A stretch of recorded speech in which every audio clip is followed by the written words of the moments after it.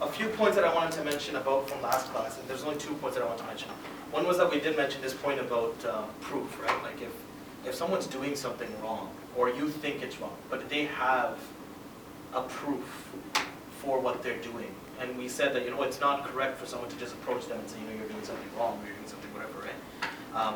One thing I want to make clear is that proof, whatever there's something, has to be from the Quran and Sunnah, right? It can't be a proof from like, this scholar said this, or this person did this, because our deen is not founded upon that. Our deen is founded upon Quran and Sunnah, right? So if they're telling you, Prophet ﷺ said this, or Allah said this in the Quran, and I interpret it, or it seems like there's valid opinion to say that it could also mean this, then okay, alhamdulillah, there's a difference of opinion, and that's upon you, that's no problem. But if it's just from whims and desires, and people are just like, oh, because these people said it, or this person said it, or this shaykh said it, or this scholar said it, that's an issue, I think. And that's something that we shouldn't fall into, because our deen is not based upon scholars, it's based upon, even though obviously it is, but the point being, the rulings and the ahkam and the whole deen is based upon Quran and Sunnah. Yeah. What about a scholar's interpretation? It depends, right? And that's where you have to, it's a personal judgment, right? And then I think that's where you have to, and it depends on what it is. If it, is it an issue of belief? Is it an issue of an act of worship? Is it there can be variance, right? And you also have to just go back to seeing, right? Like that's why we have centuries of scholarship to always kind of rely back on. So if someone's saying something, we can always, alhamdulillah, and that's what's so beautiful about Islam in general, that we have rich scholarship, right? The scholarship that we have, we can always say, okay, if the scholar's bringing forward an opinion, okay, let's see, let's see if it matches up. Okay, then most of the time you'll realize that there actually are, some, there's actually people who have said it in the past. There's actually, scholars who have said it in the past, and there is some kind of, source that's going back to the Quran. So usually that is the case, but sometimes it's not, and that's what we have to just clear ourselves up, right? But it doesn't matter. At the end of the day, yeah, it might feel good, and you don't want to be like that outcasted person who's like, in your social group, it might be that there's certain things that we do as a culture, as a community, or as a people, and you don't want to be that one who's the odd one out. But in that case, sometimes you just have to pick, right? You just have to be, I guess you have to have a strong enough conviction and a strong enough faith in Allah that if something's right, it's right. And that's the whole point of standing up for justice and standing up for truth. Right? It's not an easy task. It's a very difficult task at that. And especially it's even more difficult when it's standing up for what's truth in regards to the deen, right? It's starting what's true and what's right and wrong in terms of the deen, right? Point being, if there's proof, Quran, Sunnah, we're good. There shouldn't be an issue, and you let the scholars deal with that one. Right? But if there's no Quran and Sunnah and people are just like, oh I saw my scholar say this, or I saw this scholar do this, then I would say question, find out what the proof is, right? Because that's what our deen is based upon. The second thing is, an act can be wrong, right? So, for instance, someone's doing something and that act can be wrong. Like they might be doing something wrong. But the point being, that act being wrong, first of all, there's a difference between the reward factor and the judgment between him and Allah, and there's a difference between how I judge that person. It's a whole different ballgame, right? So that person, he might be doing something which is incorrect, and when you actually look at the sources, you're like, okay, but it actually doesn't, it doesn't make sense to think of it that way. There's just an honest mistake, right? So his judgment in the sight of Allah is completely different from my judgment towards him, right? Even though the act might be wrong, but the point being, in the sight of Allah, he was sincere, he made an honest mistake, whatever the case might be, it's not like he's going to get a sin for it, right? The point of this bid'ah, and this is where the biggest problem and the biggest thing occurs, is that it's when someone, he does something, he knows, people have brought forward proof to him, it's like it doesn't make sense for this act to be done. Yet he sticks to that act, and not only that, he starts calling people to that action. That's what the problem really becomes. Because you're just, where did this act come from, right? It's one thing, and we talked about this last class, it's one thing for me to, on my own personal understanding, to do an act. Right? It's from my own understanding that I'm going to read a page of Quran when I enter into the masjid, whatever, it's my own ritual. That's one thing. But then when I start telling others, you should go into the masjid and read a page of Quran. Why? Why should I tell them to do that? Because that's not from the Quran and Sunnah, that's just my own understanding. That's where kind of, I think, a big time the differentiation occurs. And those are just a few points that I wanted to make about that. Now, in regards to this week's topic, what I want to do is I'll, again, just go over the hadith once again. So, the hadith we're covering is Imam Nawawi's first hadith, right? In which Umar ibn al-Khattab radiallahu anh, he narrated that the Prophet sallallahu alayhi wasallam, he said that actions are judged by intentions, or actions are by intentions, or actions are done because of an intention, right? There's a purpose behind that. Actions are judged by intention, that everyone will get that which he intended. So whosoever emigrated to, for Allah and His Messenger sallallahu alaihi wasallam, then he emigrated for Allah and His Messenger sallallahu alaihi wasallam.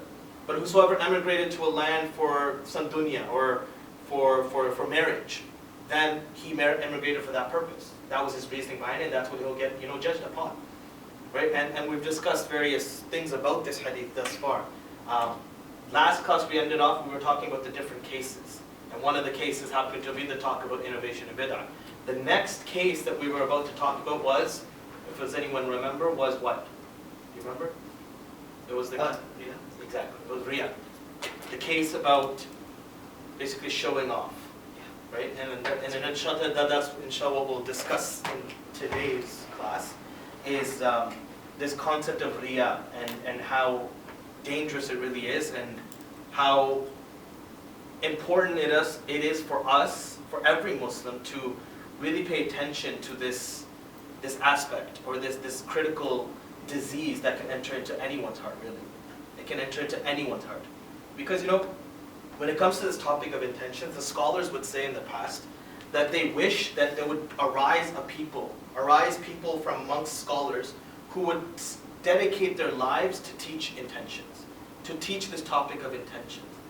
And some of the other scholars, I believe it was Yahya ibn Kathir rahimahullah, who said that, studying the topic of intentions and this topic of Riya and everything that relates to it is far greater, and it's far reaching, and it's more basically important than any action that you can really study about. Because everything's root is the intention, right?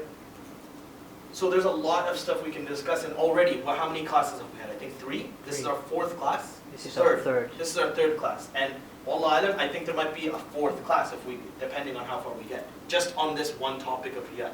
And this is nothing compared to, if you were to actually sit in the scholarship of, with scholars, right? There's nothing. They could go on talking about this topic for, really of many classes, right? And so it's a really deep thing that we inshallah should examine, especially those who are involved in the community, especially those who are involved in da'wah, and involved in activism, involved in doing stuff for the sake of Allah.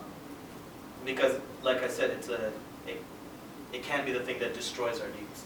And we ask Allah to save us from that. And we ask Allah to keep our hearts, pure and clean, and that we reach Him in that state, inshallah. So what is Riya? Anyone have a kind of an idea or definition of what Riya is? Showing off. Showing off, okay. I wouldn't say exactly showing off, Okay. because it doesn't actually have to be sort of intentional. Sort of subconsciously, basically, your intentions are mixed up. Okay. It's not clearly for Allah. It could be for show, or just for people, I guess. Okay. Showing. Showing off, okay. Yeah. It could be to want others' praise. Okay. Yeah. Did you have anything? I think I was just going to say just for other people rather than for Allah. Okay. Anything else? It's for your reputation, maybe. Generally, everyone hit upon the main point, right? And in a nutshell, if we want to really just blatantly or really clearly say what Riya can be, it's basically seeking reward or pleasure in an act of worship which is due to Allah from other than Allah. Right? So what does that mean? Right? So it's like I'm praying. That act of salah is due to Allah. That act of salah is due to Allah, but I'm seeking the pleasure from my parents. Or I'm seeking the reward from, because my friends will think that I'm a righteous person. Right? That's an example of Riya. There's a few different cases that we can talk about here. But what I want to kind of lay out is an example first before we kind of get into the cases. So imagine you're writing an exam. You're writing a test, you're writing an exam. There's many different things that can occur during this exam, right? So there's one person, I hope this is, yeah, okay. So there's one person who says, you know what, I'm going to do this on my own efforts. Okay,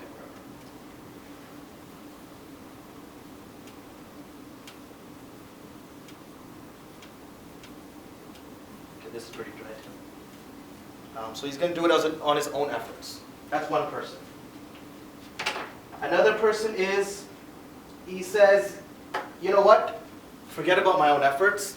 I'm going to fully, blatantly cheat in this exam. So he's going to cheat. And he has that already settled. He's going into the exam. He has the test paper. He has the answers in his back pocket. He's ready to take it out, and he's ready to cheat for this exam. Then there's another person who says, I'm going to do this on my own efforts, but when I get stuck, I'm going to refer to my answers that I have in my back pocket. So he's not fully cheating, but he's only going to cheat when it's convenient for him, when he doesn't understand something. Okay? So he's going to, it's kind of both, plus cheating.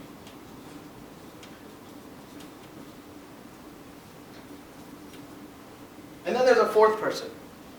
There's a fourth person who says, he's going in, he's saying, I'm doing this on my own efforts. So he's writing the exam, he's writing the paper, and the person beside him, his friend, he gives him a piece of paper. And on that piece of paper has the answers written down to a few questions. Now this person, he takes a piece of paper, he looks at it, but he's like, no, I don't want it. So he gives it back to his friend. He's like, I want to do this on my own. Or he takes a piece of paper, he looks at it, he's like, oh, okay, this is the question. He starts writing it down on the exam paper. But then in the middle, he's like, no, I don't want this. So he takes it and he throws it away. So he starts off with his own efforts, but then it might lead to some kind of cheating. Or he might struggle with it. He might struggle with that cheating. So this is, in a nutshell, the different cases. There's actually one more case, and we'll talk about that at the end. These are the different kind of cases when it comes to Riya as well. So there's one person who says, I'm going to do everything sincerely for Allah. That's it. I'm doing every act of worship I do is only for Allah and no one else. That's the first person. This is 100% ikhlas. Right? He's like, that's it. Nothing. That's his sole purpose is Allah. The second person, he's like, I'm doing this specifically to please someone else. I'm going to do this act of worship because I want my friends to say that, look, I'm righteous. Or I'm going to teach this course because I want the community to think that I'm knowledgeable. That's his sole purpose. This is 100% Riya.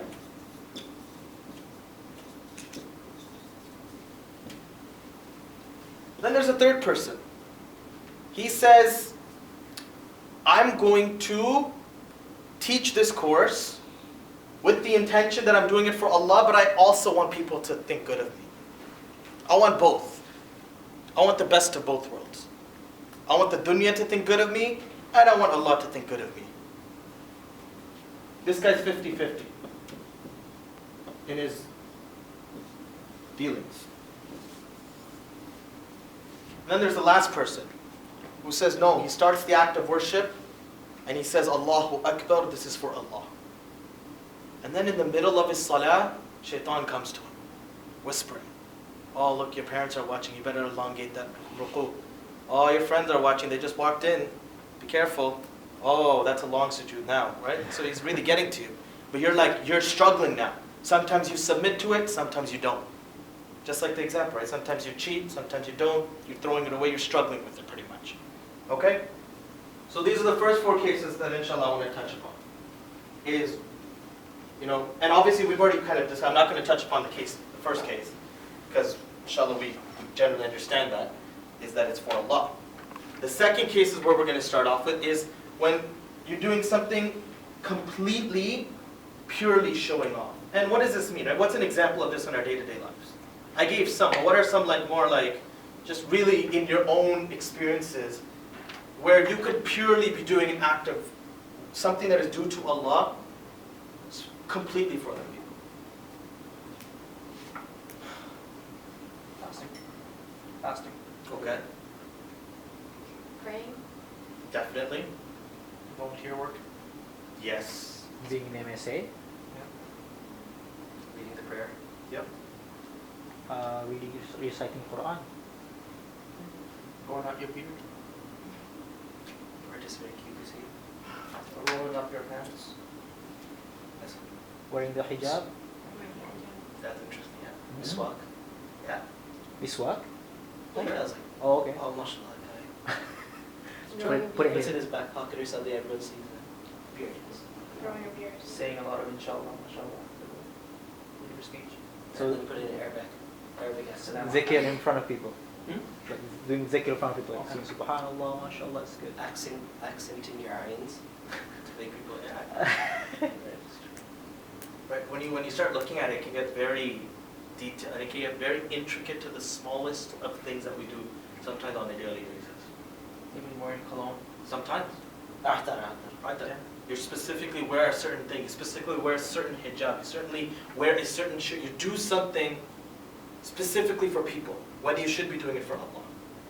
Right? There's the natural stuff, which is, there's nothing wrong with that. If I'm wearing a shirt, okay, that's fine, there's nothing wrong. But now if there's something that is due to Allah, like miswak you mentioned, beard, hijab, these are things which are for Allah and Allah alone. Right? They're part of our deen and they're there for as a means of reward from Allah, as a means of pleasure from Allah. But when someone does it, he's not doing it for the beard. He's doing it because, oh, I'm the odd one out of my community who doesn't grow a beard, so I'm going to grow my beard too. I'm going to do it so people are okay with me. I'm going to wear a hijab because my family wears hijab. And I don't want to be the odd one. My mother, I don't want her to be the one who's always on top of me. You know, always yelling at me and screaming at me. It can get pretty detailed like that. Right? So that's one example. Yeah? Just that argument that you said, someone might come and say, you know, oh, that's okay for like the first step. For example, prayer. You're doing it because you want to please your mother, like the first step. Right? Okay, yeah. You don't want to get scolded by your mother. Yeah. But then, in the middle of your journey forward, you might change your intention from pleasing your mother to pleasing Allah. Yep. Just the thing is, how sure are you down the road that he will or she will change the intention, right? And that's Allahu Alam. you don't know. That's the scary part about this whole conversation is that you never really know. We never really know. And that was actually one point I was going to bring up, specifically about, because there's situations that occur, right? Sometimes you're told to do something. So in that case, you're kind of conflicted, right? As a Muslim, you should be doing it only for Allah. So there's many different actions that people take in that situation. Some people say, no, I'm not going to do the act of worship at all, because I'm only supposed to do it for Allah. Some people are like, no, I'm going to do it for my mother. So what happens then? What's the case with our heart? Are we being sincere to Allah? Are we committing Riya? Yeah? I had a question. Like sometimes when I'm praying, for example, and like just Maghrib, for example, and then a few of my friends or a few people around me just get up and start praying Sunnah. Now, I mean, it's like a reminder for me, oh, okay, I should pray Sunnah, but then is that Riya because I'm doing it because they're doing it? Or is it just a reminder, oh, I should do it too? Honestly, these are the types of talks we're having, and these are the discussion we're having. Honestly, this is why, right? The scholar said, there's nothing more tough that you'll deal with than your intentions. There's nothing more struggling than you struggling with your intention. Because of this, right? Like that case is so real. It's so real. You see someone else, you're like, snap, I should be doing that. Exactly. And then sometimes I actually put it up. I'm like, okay, now I'm not going to do sunnah just so I don't do that. And we're going to talk about that. And inshallah, we'll try to alleviate this and at least make it a bit more clear. Yeah? And I was thinking, I always thought, so is it good for parents? I mean, the Prophet ﷺ commanded parents to sort of encourage their children to pray, right? But after a certain age, I mean, should you still be forcing them to pray? It's a tough discussion. Honestly, it is. I know a lot of, I don't know. Because it goes both ways, right? Like, it's a tough discussion because on one end, the parents have that responsibility. They're accountable in front of Allah for that child. Exactly. On the other end, though, if the child isn't doing it for Allah, then what's the point of him doing it? You're kind of stuck, right? And It's a difficult, a lot, I don't know. I'm not in the situation that I have children, so I can't even, right? But I know when I have kids, I'll have a whole different perspective, right, on that issue. Right? So, a lot. So that's case 2, right? So we have one case pure ikhlas. Case 2, which is completely, it's for someone else, or for for the pleasure of someone else.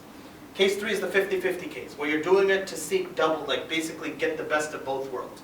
You want to do it for Allah and you want to do it for the people. You want both purposes achieved. Now, before what's an issue with that? Is there an issue with that? Doing it for two, not purposes, people. That's what I want to say. So you're doing it to seek the pleasure of people and you're doing it to seek the pleasure of Allah. Is there something wrong with that? There's no such thing as a half reward. Okay. So if something is tainted even a little bit, it is fully rejected. Okay. But isn't there such a thing as half reward? Really? Because if there were 4 people praying, the Prophet said that each of these are getting different rewards for it. Different degrees. Different degrees. Yeah. I just have something else to add. 50-50, it can't be, like your outlook can't be that I want to please the people and Allah. Because the hadith says that if Allah loves you, then He says, Jibreel, I love him, and tell the others to love him. So by the end of it, the angels tell the righteous that Allah loves so and so, so you should love him too. And by the end of it, the people will love you if Allah is happy with you.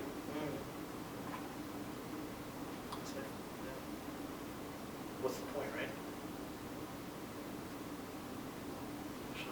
What about something like counseling? You want to help a brother because you want him to get out of his addiction problem. That's a good But example. you also as want to well. please Allah. So in that scenario, you want to help him, but help yourself as well. But you're not seeking the reward from him. Okay. You know, you're not seeking any type of praise or thing from him. Have you concern for the person? There's nothing wrong Because with that's that. actually that's an Islamic concept, right? Brotherhood, right? To take care of your people, to look out for them, to help them in their needs and stuff like that. So, and obviously through that, that's an Islamic concept. You're seeking Allah's pleasure through that. Right? That act of worship is. You're not anticipating something from him, I guess. Do you have anything? It's just all very interesting. I don't know. No, it is. It really is. I mean, subconsciously, everyone kind of desires that sense of gratification, For sure. or, you know, like you do something for someone, you want to be like, you know, you expect a thank you or some sort of, at the very least, a thank you or a smile. I mean, you're expecting that. It's natural. So, I mean, see, then it gets really like intricate and like confusing. It goes. It's interesting you mentioned, right? Because then that specific thing that you mentioned, right? Allah even says in the Quran about the prophets that they did everything that they did. They called the people to Allah. They spent their years, they spent their hard nights and days calling people. And at the end of it, they said, we don't want your thanks or praise. We just seek the reward from Allah. We don't want you to say thank you to us. Yeah, right? So it's like, that's how detailed they were in watching out for who they were really doing it for. That even though they, like you said, naturally everyone has that expectation. You're doing something for someone, you expect a thank you. Or, you know, you pulled up the road a little bit so someone could take a right turn on the road. You expect them to, you know, kind of like give you a wave and stuff like that, right? Would you do it for it? Allahu Akbar, right? SubhanAllah. Yeah, you had your hand up. No, I was just gonna say, but then, if you are expecting like just a wave or a thank you or something, then that means your intentions aren't for God, like they're not for Allah. I mean, I personally don't think you can really have a 50-50 like thing, because that means you're not doing it purely for Allah, and that means your intentions are not purely for Allah. You can kind of want to be like, oh yeah, you know, I am doing it for Allah, but I also want to do it for this. That kind of like, I feel, deteriorates from wanting to do it for Allah. Like, I don't know. Yeah, so the discussion, yeah, go ahead. Just a question. I was wondering this for a while. Can you have more than one intention and you put one over the other? Like, for example, I'm doing it mainly for Allah, but I have other like sub-intention, if you will. And we'll discuss that later on. The point, but this is really important because it depends on what that other purpose is. If the purpose is for people, this is the issue. If it's for the pleasure of creation, That's what we're specifically talking about in this case. That you do something for Allah and you do it for the pleasure of people. Because there could be other reasons you do something, and we'll get to that, which are not related to creation. Right? And we'll discuss that. So to bring this case to an end, and this hadith is scary, so inshallah I'll narrate it, and if you guys have any comments, you can say it. So the Prophet ﷺ said that when Allah gathers the first of mankind and the last of mankind on the Day of Judgment, a crier will call out on the Day of Judgment when He gathers all of mankind together. Allah will appoint someone to call out to all of mankind. And He will say, whoever associated a partner in an action which was due to Allah,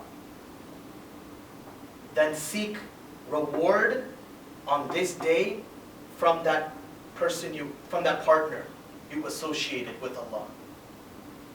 Because Allah on this day and on every day is the least in need of anyone to associate partner with Him. So, this brings the discussion to pretty much a close, that no, there is no 50-50 in terms of people. In terms of people, that we do it for Allah, and that's our sole purpose behind why we're doing it, is to please Allah. Because even like the parents example, it's an interesting one, but Allah tells us that we have an obligation to obey our parents. Right? So if our parents are saying something, you're not doing it because of your parents. You're doing it because Allah has obligated you to obey them. Right? So through that, you're still doing it for Allah. So that's why the parents example is a bit different. Yeah, it's a bit different. Because there's this clear-cut obligation. Even kinship sometimes, but there's no obligation to obey your kinship. But there is an obligation to show ihsan and to your parents. I just remember something. Yep. Someone just said to me something about wearing something nice. A sister wearing something nice in the public. Okay. And she said, I'm not doing this for the people. Like, I'm not doing this to show off to people. I'm just doing it because it makes me feel good. Okay. Is that included in the, for the people intention? No, because that's not something, it's not an act of worship. Right? That dressing, it can be rewarded. So if she says, I'm going to dress because Allah has given me these bounties, He's given me these blessings, I'm not going to deny these blessings that Allah has given me, so I'm going to show these blessings of Allah. Obviously in a halal way, obviously not like, and she's just taking advantage of the blessing that she has. Alhamdulillah. And she's doing it for Allah. Her concern is that she wants to look beautiful in front of Allah. Right? In the confines that Allah has given her, right? Obviously it doesn't mean makeup and all that stuff, that's not what we're talking about. But if it's like, she wants to wear a nice garment. She actually meant makeup, by the way. Makeup, among other things. Okay, so then there's a clear-cut hadith upon like makeup and going out and beautifying yourself for the people. Right? That's clear-cut. It's against. Yeah, makeup, like outside, because what's the whole point? Like, what's the point of hijab? So all types of makeup? Allah alam, I'm not going to get. I mean, not that, pass a like, fatwa into that, but as in, what's the purpose of forget about let's just think logically. What's the purpose of hijab? To protect your modesty. To protect the sister's modesty, or haya. Now, so meaning to protect your beauty, correct? That's the main point. The whole point of hijab and the system of hijab and the whole institution of hijab is to maintain the beauty and honor and integrity of our sisters. That's the whole point. So if a sister goes, she puts makeup on herself so people can look at her, that totally denies the whole concept of haya and modesty. What if she puts makeup on to cover up faults that she thinks she has? That's different. Now that's different. I don't know about that. But because now that's a different category. And that's why it's a big, but if it's for the beautification, like that's where I'm saying, then that's an issue. But if it's like, and again, if it's to cover up like certain things, obviously it depends now how much is she putting on, blah, blah, blah. Is it really needed to put on that much, etc., etc. It's a deep discussion. It really is called, but at the end of the day, it just defeats the whole purpose of hijab. Of the whole purpose of, because you're supposed to, our sisters are, they're like jewels, right? They're gems, right? So what do you do with the jewel or a gem? You hide it. You put it, not really hide, but you put it in a protective case. You know, if you go to a store and you're trying to buy something expensive, they're not letting you touch them. They're not letting you, like, you know, just put your hands all over it and look at it. Yeah, but it's looking at it from a protective cover, right? You know what I mean? Point being, I don't, Wallah, for what I know, there's no like really ifs or buts about it. There might be, Wallah, but for what I know, there shouldn't be like a beautification for people. That is. Obviously, for your family, there's no problem. For yourself. For yourself, well, Like using, I don't know, creams or something. yeah, I'm not saying that. That's like whatever. But I'm talking about like beautification for the purpose of the pleasure of people. That's what I'm talking about. If it's for your family, your husband, your whatever, that's fine, no problem. That's the thing. She said that I'm not doing it for the people. I'm doing this, you know, like for myself. I don't know. I have no idea.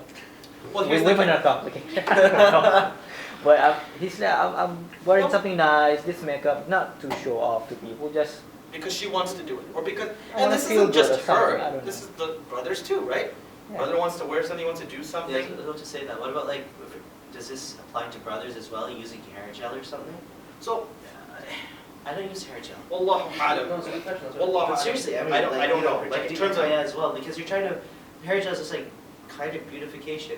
This goes into a deep discussion of I know, fiqh as I didn't well. want to go into like Because complicated. of, right? One of the Okay, things that our sure. whole Sharia is based upon, one of the major things is customs of the society in which we live in. But what about Is the it norm for that people to of gel their hair? makeup as well? But that goes in, that goes against, I guess, what? And there's the thing, right? If there's, so back to the point of where do you, like, you know, the point is here sometimes we do it for our own purpose. We're doing something because we want to do it.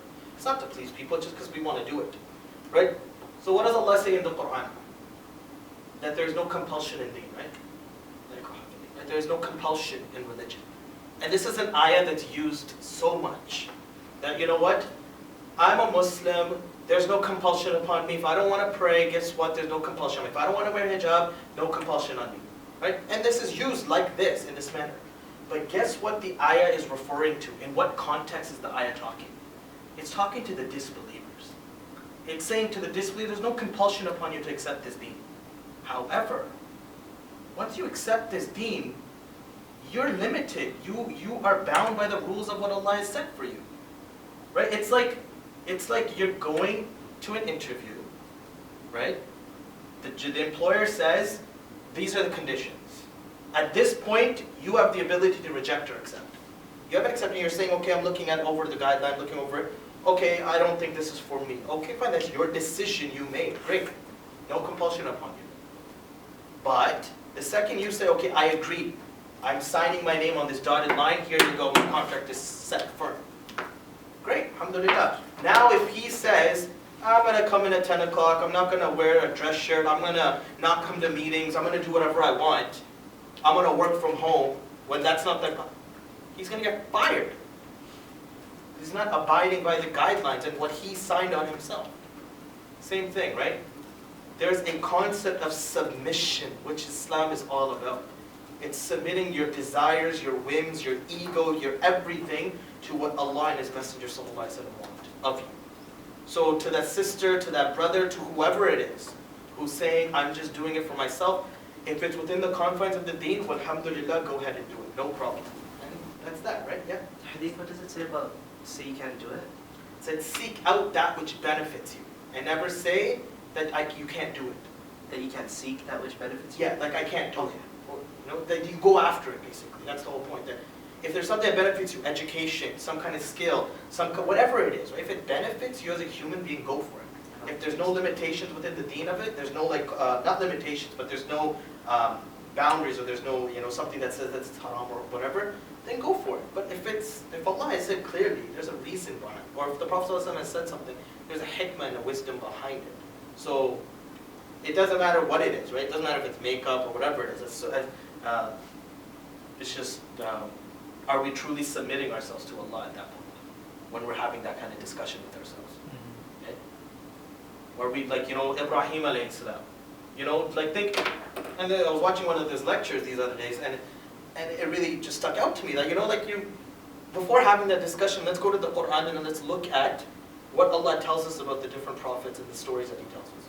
Ibrahim alayhi salam, he's told, you know what?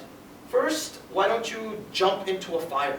Do you think at that time Ibrahim alayhi salam is like, you know what, let me think about this. I don't know if I want to jump into this fire. Like, you know, I'm down with Islam, I'm down with everything, but I don't really want to kill myself. No. Muslim he goes, boom, accepts, he jumps in. Was he thrown? Well, I think he was thrown in there. And unless it, you know, don't be scared. Or another example being when he had to, you know, slaughter his son. Right? That's huge. Point being, he did it. Point being, he willfully accepted because he submitted himself to Allah. When he was commanded by Allah to leave his wife and his child in barren land with no fruit, no vegetables, no nothing, he did it. No, he didn't ask Allah or question Allah. Right? And that's the discussion we need. We need to go a step back and ask ourselves, what's our relationship with Allah truly? Right? Because if we're having that kind of discussion, that means we haven't really built a strong enough connection with Allah. But we don't really trust in Allah. We don't really have yaqeen that Allah wants best for us. Because if we did, then we'd say, you know, if this is what Allah and His Messenger has done, then it's the absolute best that I can do. And if that's the absolute best I can have in this dunya, then that's what I want to do. That would be my take on it.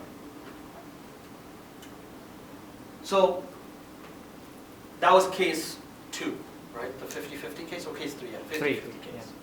So, what I want to quickly touch upon is the thing that you said. You know, like when you're told, you know, you have to do this or you have to do that. What do you do at that point, right? Mm-hmm. And really, there's 2 things you can do, right? Your parent or your mom or your friend or whatever it is, like the sunnah case.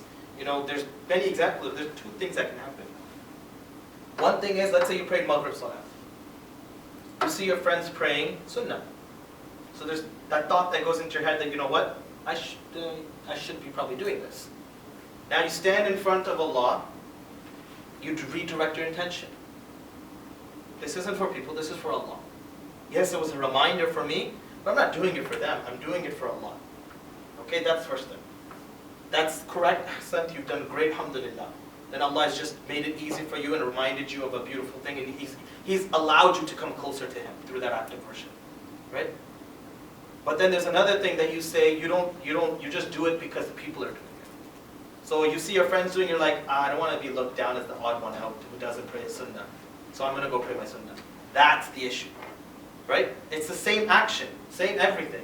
It's just your internal compass and how you've directed it, which way you've directed it. Right? And that's why the scholars, Ibn al-Qayyim rahimahullah, used to say something very beautiful, and it's a practical thing that if we just keep doing it, we'll inshallah, we'll be fine, is that, you know, check your intentions before the act, in the middle of the act, and after the act.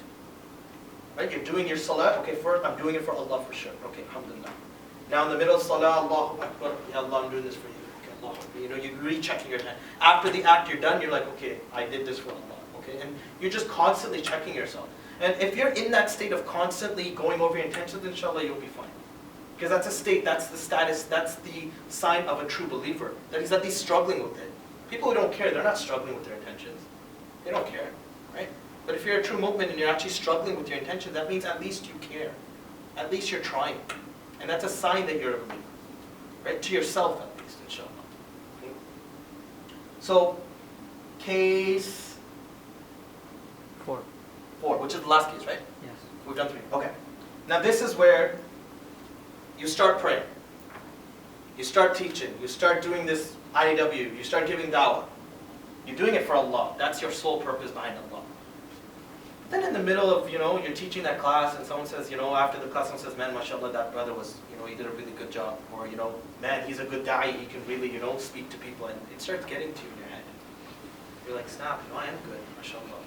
Wow, wow. And then you start doing it, then it starts creeping in. You know, you're like, oh, okay, that means if I do a better job, then people around me will even praise me more, and more, and then, you know, I'll be like a big shot on campus, maybe, right?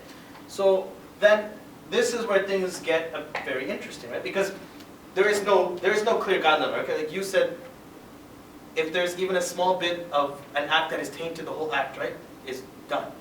Right? So that's one opinion in that regard, right? So you're praying Salah Allahu Akbar. Shaitan comes to you and he starts messing with you. So for a little bit of that time, you do end up doing it for someone else. You do it. You do it for your parents. Or let's say you completely submit. You're praying Salah in the second rak'ah, your friends come in, you start elongating, and now from that point on, boom, that is for other people. You did that salah, the rest of that salah for other people. Now what's the rule? How do we discuss that? How do we really, go about that? Point being, there's many different opinions, and I'm just going to list the opinions, and then I'll just say what the safest opinion is for us as Muslims. One of the opinions, and this is the opinion of Imam Ahmed, Hasan al-Basri, and others, that the action, if it started for the sake of Allah, the action is not invalidated. If it started for the sake of Allah, the action is not invalidated. That's one opinion. The other opinion is, he will only get rewarded for that portion of that act of worship which was for Allah. So that 2 rak'ah. The other 2 rak'ah go void. Okay, that's another opinion. The third opinion is that the action is completely invalid. It doesn't count.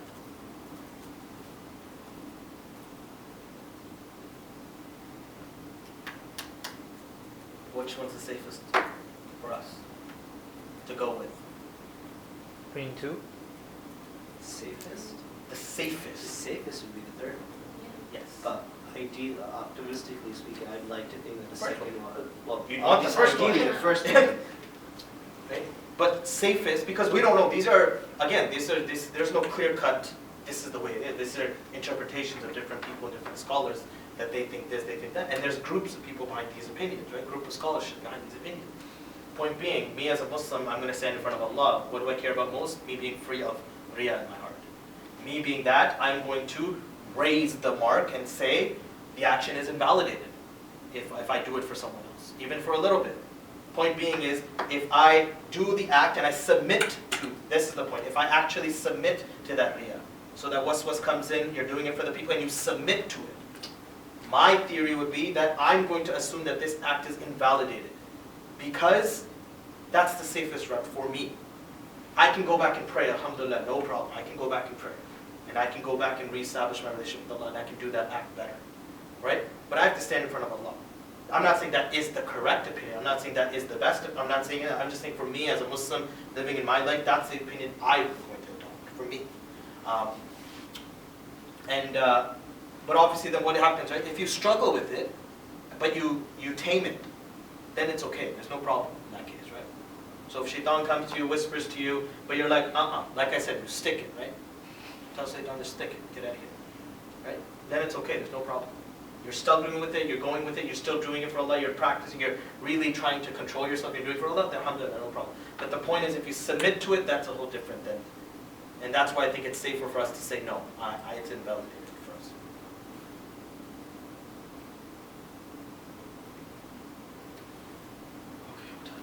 Okay. Two things I want to achieve.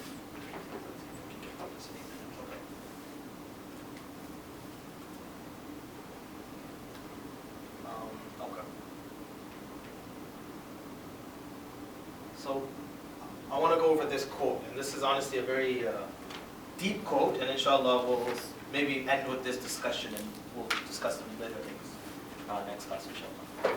So, Fudayl ibn Iyad, rahimahullah, he stated something very, very interesting, in which he says, whoever stops a deed due to the people, he has committed Riya. Whosoever stops a deed due to the people, he has committed Riya. And whosoever starts a deed for the people, he has committed shirk.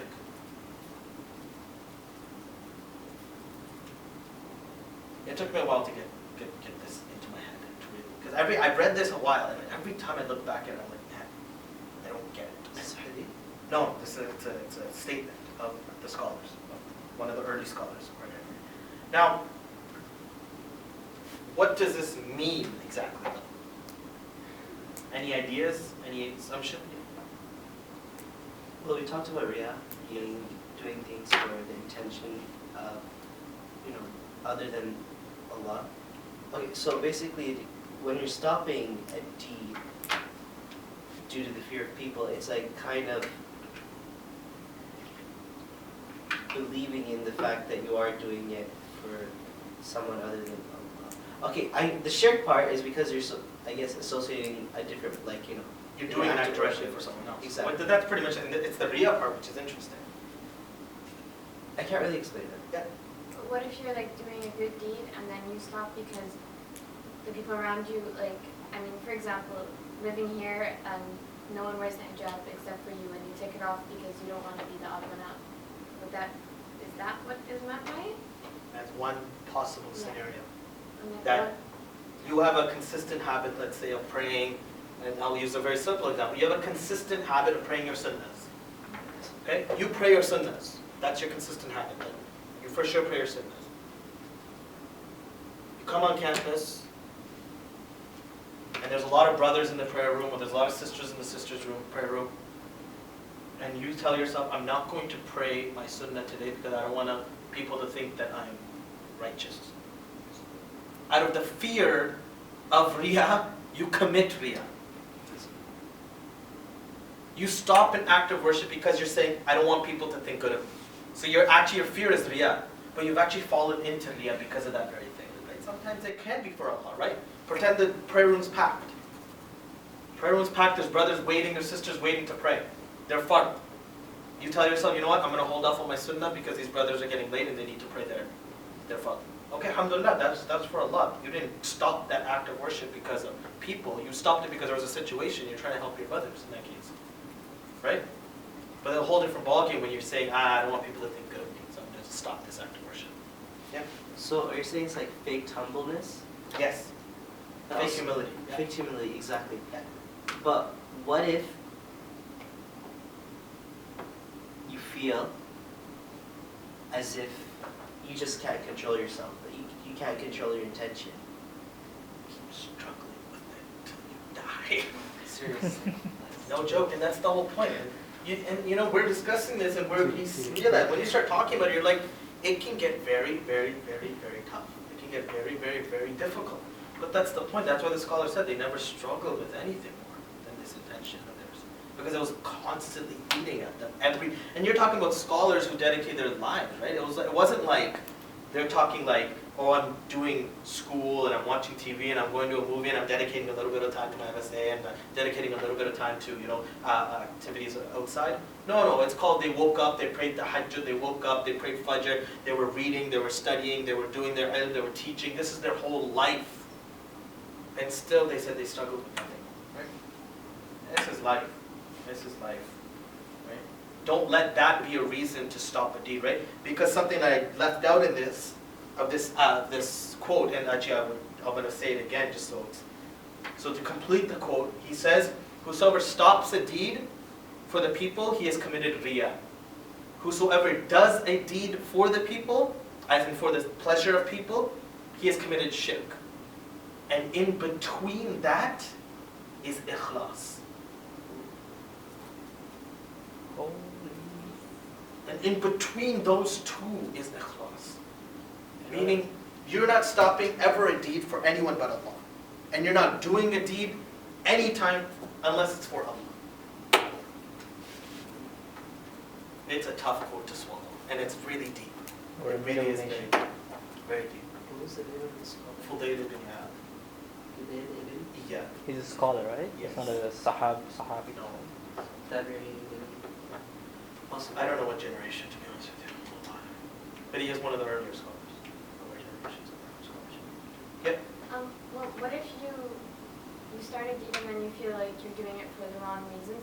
So you stop, like, you're not entirely stopping it, but you're stopping it until you can, Control renew your yourself. intentions and control yourself. Is that okay? Well, do you need time to renew your intention? Is there a reason to stop that act of worship? That's the point. Yeah, I mean, if you can't, if like you were saying, you can't really control yourself. Like, you keep saying that, yeah, I'm trying to do this for Allah, but then it keeps kind of creeping up that, they're looking at me, they're doing this. So creeping up is one thing. That's your struggle. That's fine. It's when you submit to it that's the problem. Right? The issue isn't it creeping, because it'll constantly be creeping. You'll always have people, shaitan whispering in you. Right? That's constant. But the point is when you accept it and you actually submit to that and you say, okay, this is not my purpose.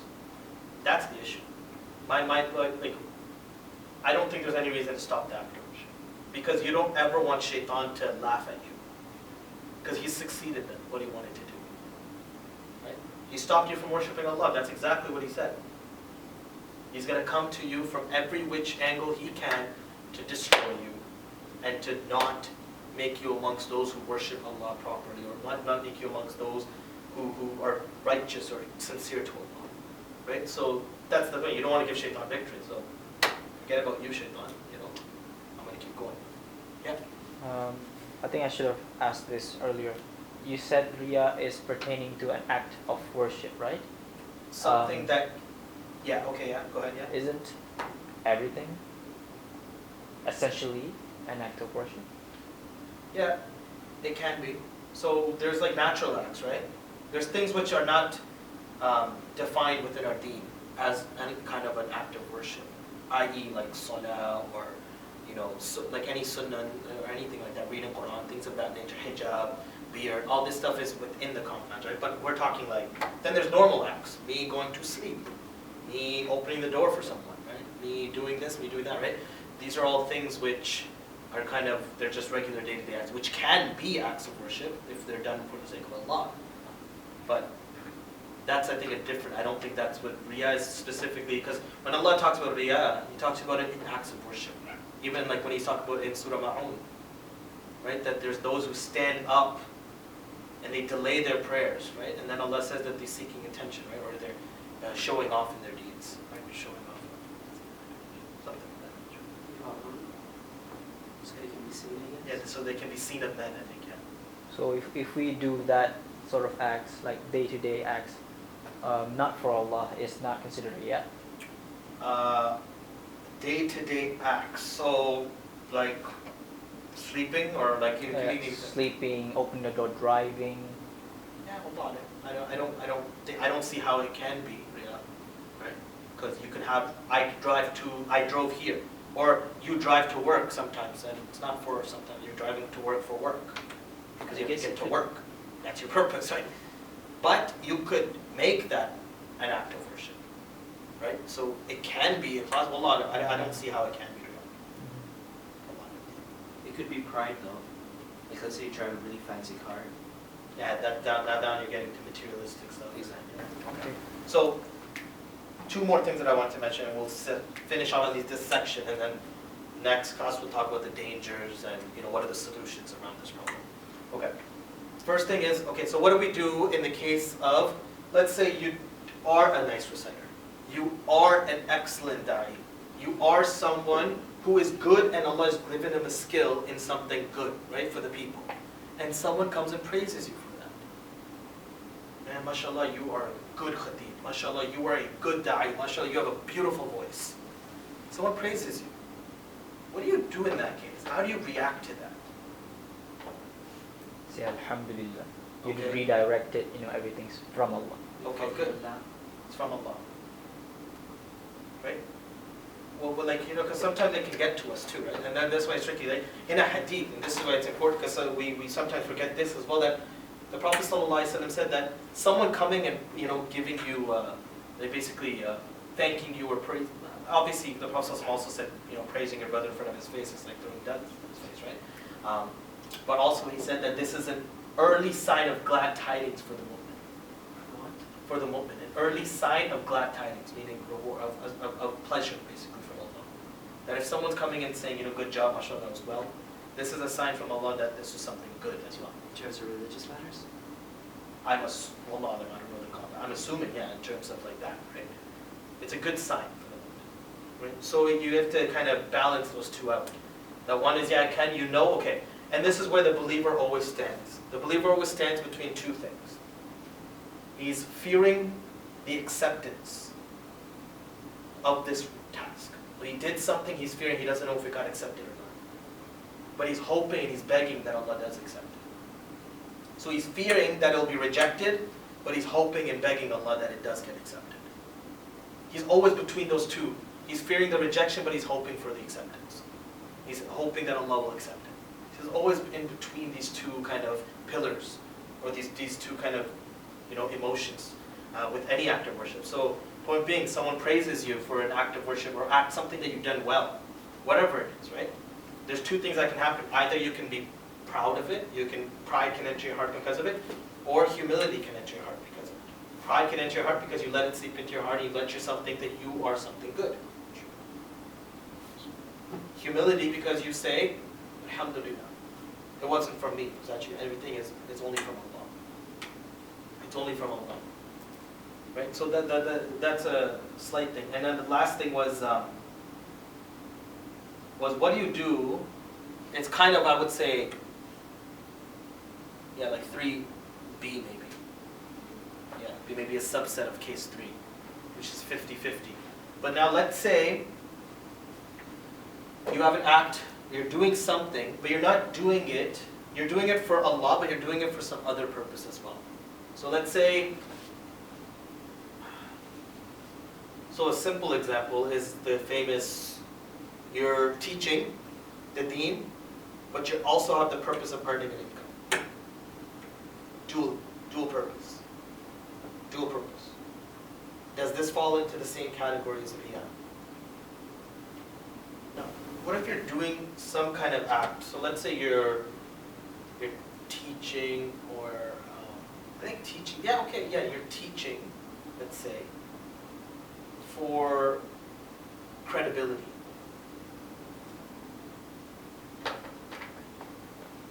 You need to attain some kind of credibility so you can continue doing that act.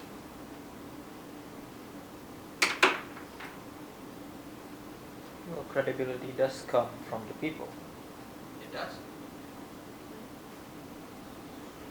This is an interesting one because I think this everyone kind of feels this a little bit. Like for instance, let's say you're involved in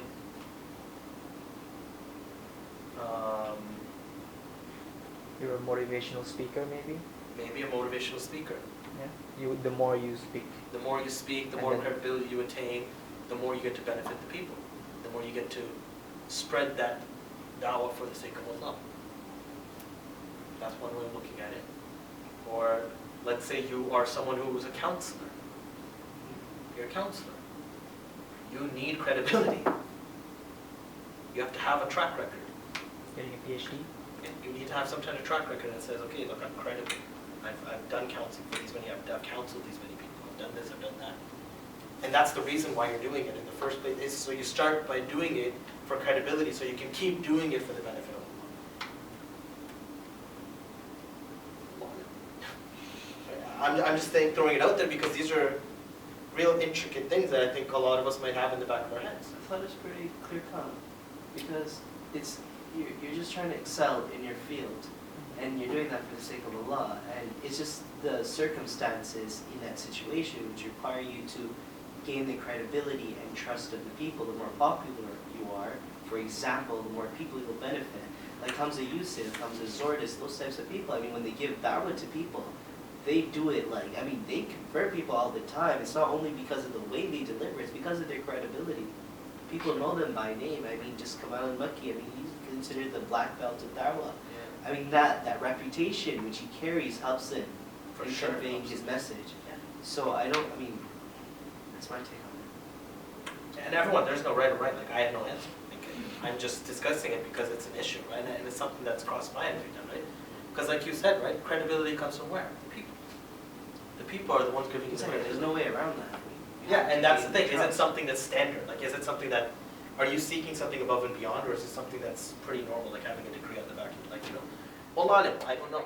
So, there is no like yes or no, right or wrong, or whatever, right? The only thing I do have is certain things that certain scholars have said about this issue. And basically what they've said is that, so if you're, and I'm just gonna summarize basically what they're saying, is that if your intention is to teach for income, let's say, you will get rewarded.